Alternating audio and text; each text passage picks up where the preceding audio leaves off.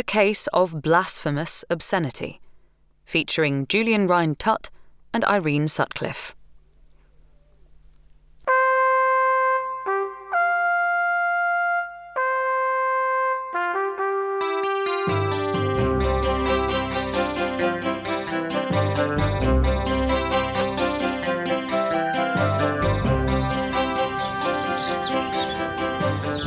Frankly, I'd say it's shaken me more than anything I've seen or come into contact with in all the time that I've been campaigning.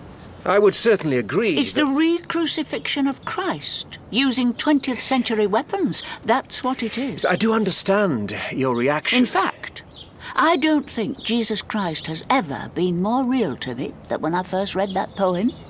The love that dares to speak its name. If I don't do anything, I shall feel like that Levite in Jesus' story of the Good Samaritan, who passed by on the other side. Something has to be done. Yes, perfectly possible.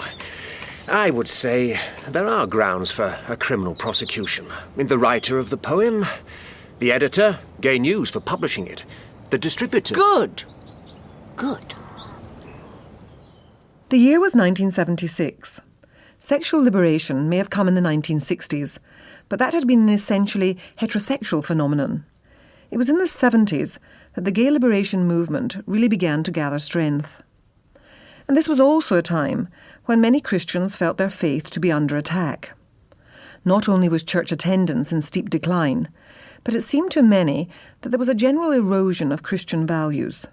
Most specifically, this was identified with a widening acceptance of sex outside marriage, and of sexual practices which those like Mary Whitehouse, the spokesperson for the Viewers and Listeners Association, believed were condemned in the Bible. I accept entirely what you're saying, Mary, but mounting a private prosecution would be extremely expensive. I'm not sure that In my experience of these matters, the Lord has a habit of providing. People will contribute. They talk about my backers, you know, but I don't have any backers, not in the sense that they mean. My real backer is the Almighty. No one needs more support than that now, do they? No, Mary, they don't. Now, as to the blasphemy itself... You saw the quotation I sent you from Moriarty's law? Yes. Yes. Here.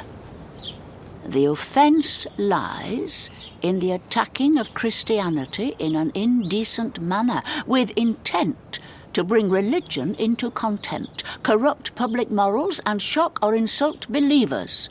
It is a misdemeanour at common law. It could hardly be clearer.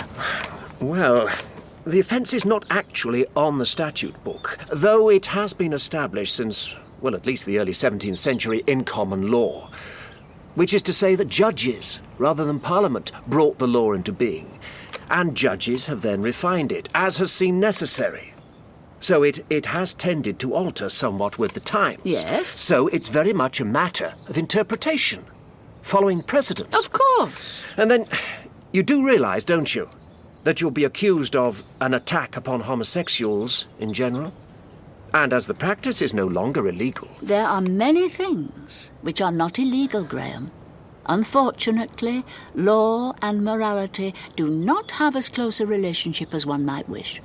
However, I have nothing whatever against homosexuals as people. That is not how it may appear. I have nothing against them as people.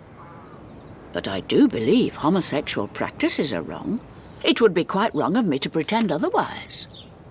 But anyway, this case will be about blasphemy, not homosexuality. Nevertheless... Homosexuals have as much right to be fully understood, to be treated with compassionate love as the rest of us.